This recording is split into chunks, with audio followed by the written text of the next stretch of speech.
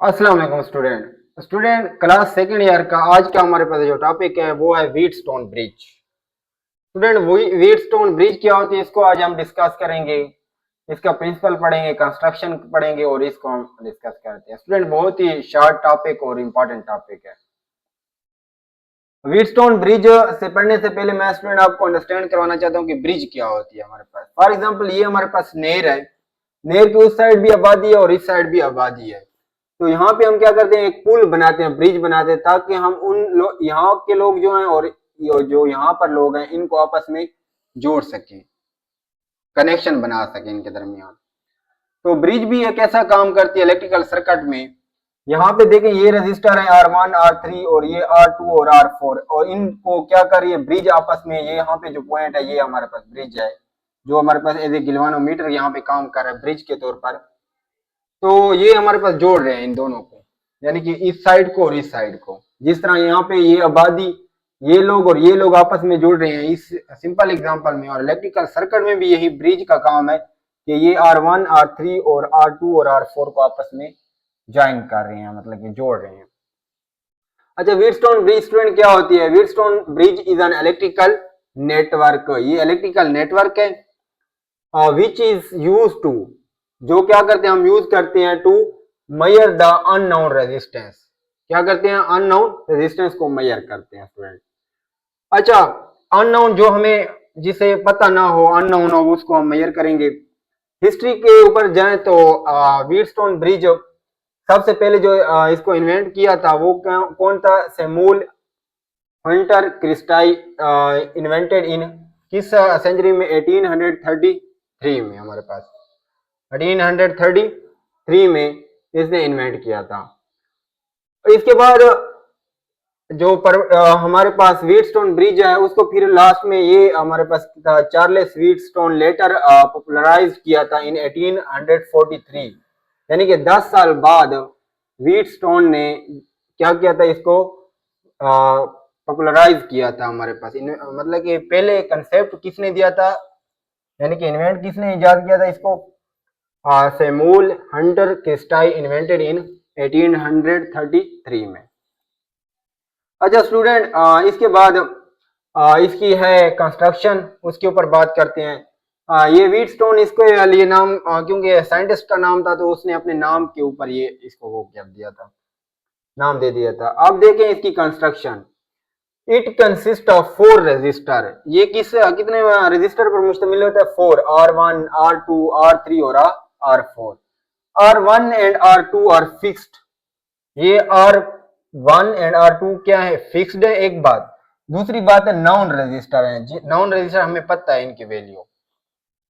इसके बाद हमारे पास है R3 जो है वो वेरिएबल रजिस्टर है। R3 क्या है? वेरिएबल है जिसको हम चेंज कर सकते हैं, जिसकी रेजिस्टेंस को वेरिएबल रेजिस्टेंस हम पहले डिस्कस कर चुके हैं। And R4 is unknown register, और R4 जो है ना अननोन है, इसकी वैल्यू हमने फाइंड करनी है। अच्छा, a source of EMF is connected. Source of EMF इसके साथ हम कनेक्टेड करते हैं। तो यहाँ पे आप डायग्राम में देख सकते हैं स्टूडेंट, देखें R1 R2 R3 और R4 4 रजिस्टर हो गए, जिनमें हमारे पास क्या है? R1 और R2 फिक्स रजिस्टर है, R3 वेरिएबल रजिस्टर है, इसलिए मैंने इसके ऊपर एरो लगाया हुआ है स्टूडेंट। और R4 की वैल्यू हमने फाइंड करनी है। इसके बाद ये वाली बात जो है, source of EMF is connected between A and C. ये हमारे पास सोर्स ऑफ ईएमएफ है वो किस पॉइंट के दरमियान कनेक्टेड है? ए और सी की। ये हमारे पास सोर्स ऑफ बैटरी है। और उसके बाद galvanometer is connected between B and D. Galvanometer हमारे पास जो है बी एंड डी के साथ क्या है हमारे पास? जो है हमारे पास अटैच है हमारे पास galvanometer B and D, B and D के साथ अटैच है हमारे पास। अच्छा, इसके बाद हमारे पास all 4 register make a loop. जो 4 रजिस्टर है ना वो क्या बना रहे हैं? मेक ए लूप बना रहे हैं हमारे पास। कौन सी? ए बी सी डी और ए। तो यहाँ पे मैंने लिखा हुआ है ए बी सी डी और ए। अच्छा, इसके बाद स्टूडेंट बैलेंसिंग कंडीशन होती है। बैलेंसिंग कंडीशन से मुराद क्या है? हमारे पास ऐसी कंडीशन जिसमें ब्रिज बैलेंस हो जाए। तो बैलेंस कंडीशन में क्या होगा कि सेम पोटेंशियल होगा किसके ऊपर? At both end of galvanometer and no current pass through it. यानी कि जो गैल्वानोमीटर है इसके बोथ एंड है बी और डी, इसके ऊपर अगर हम सेम पोटेंशियल ले आएंगे तो यहाँ पे जो गिलवानोमीटर है ये फिर किसी किस्म की डिफ्लेक्शन क्रिएट नहीं करेगा। अब अगर सिंपल देखें ना तो यहाँ से अगर करंट का फ्लो हो रहा है तो करंट फिर क्या जाता है, I1 इधर जाता है और I2 इधर, इधर आकर डिवाइड हो जाता है करंट। अब इधर भी करंट आएगा और इस इधर भी करंट आएगा, यहां से भी जाएगा फिर दोबारा इधर आ जाएगा। लेकिन हम चाहते हैं कि यहाँ पे ये जो ब्रिज का काम करिए गिलान, ये बी और डी इसके ऊपर पोटेंशियल सेम करें, क्योंकि अगर इसके ऊपर पोटेंशियल सेम करेंगे ना तो इसको बैलेंसिंग कंडीशन कहेंगे। तो यहाँ पर फिर करंट का फ्लो नहीं आएगा, करंट का फ्लो नहीं आएगा तो यहाँ पे जो गिलवानोमीटर है ना ये किसी किस्म की डिफ्लेक्शन नहीं देगा हमारे पास। ये नीचे वाली बात यही है, same potential at both end of galvanometer and no current pass through it. अच्छा स्टूडेंट, इसके बाद अगर बैलेंसिंग कंडीशन आ जाए तो उससे क्या मुराद होगा, उससे मुराद ये होगा कि हमारे पास B and D same potential होगा हमारे पास, यानी कि बी के ऊपर और डी के ऊपर पोटेंशियल सेम है। अगर पोटेंशियल सेम हो तो करंट का फ्लो नहीं होगा। स्टूडेंट, करंट का फ्लो कब होगा, जब पोटेंशियल का डिफरेंस हो हमारे पास पॉजिटिव हो और एक हायर और लोअर, और यहाँ पे पोटेंशियल और यहाँ पे सेम है तो किसी किस्म का करंट का फ्लो नहीं आएगा। तो गिलवानोमीटर क्या करेगा, जीरो डिफ्लेक्शन करेगा, किसी किस्म की डिफ्लेक्शन नहीं देगा। और ये इस बात का सबूत होगा कि हमारे पास ये बताएगा कि किसी किस्म का करंट इधर नहीं है इस हमारे पास लाइन में, यानी कि इस यहाँ पे अब किसी किस्म का करंट नहीं है। अब पोटेंशियल का ड्रॉप जो है ए बी, पोटेंशियल का ड्रॉप ए बी कहां से कहां तक, ए और बी के दरमियान, वो इक्वल है किसके, पोटेंशियल ड्रॉप ए डी के, यहां से और यहां तक, क्योंकि हमारे पास बी और डी के ऊपर अब पोटेंशियल सेम है। तो पोटेंशियल का जो ड्रॉप है हमारे पास, देखें करंट जा रहा है, ये आर है, आई और आर क्या होता है हमारे पास, पोटेंशियल का ड्रॉप होता है। तो यहां से ए बी का और ए डी का ये इक्वल है होंगे हमारे पास।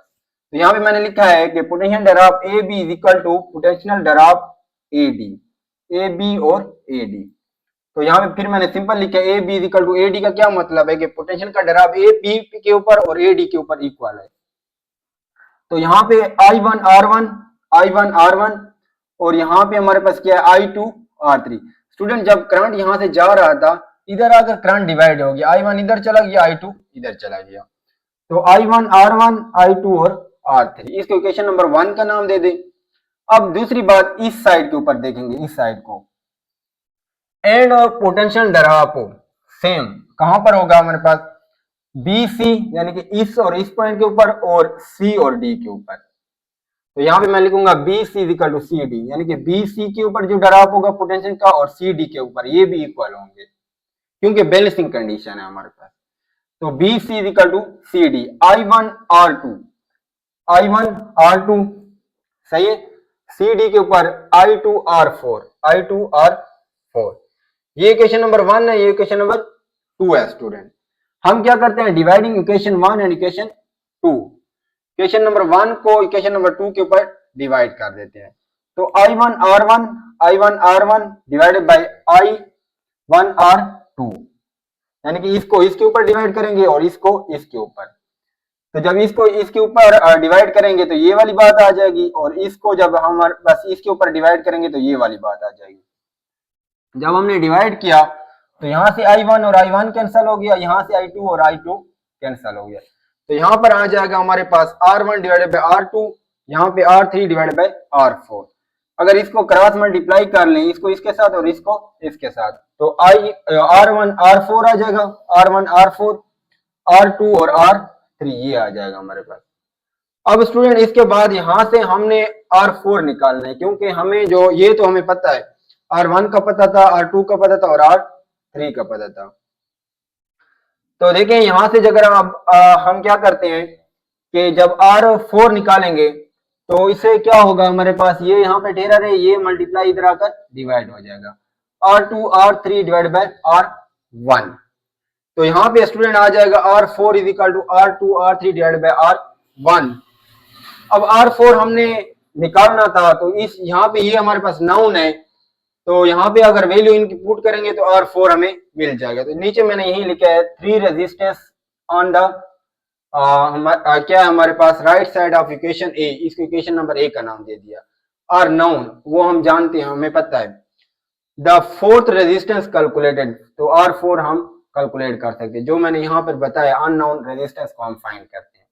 स्टूडेंट यहाँ पे एक क्वेश्चन ये राइज होता है, ये तो हमारे पास पता था हमें R1 का, R2 भी फिक्स था, यानी कि R1 भी हमारे पास था, R2 भी था और वो फिक्स थे और नाउन थे। ये जो R3 था ये तो वेरिएबल था, फिर हमें कैसे पता चलेगा?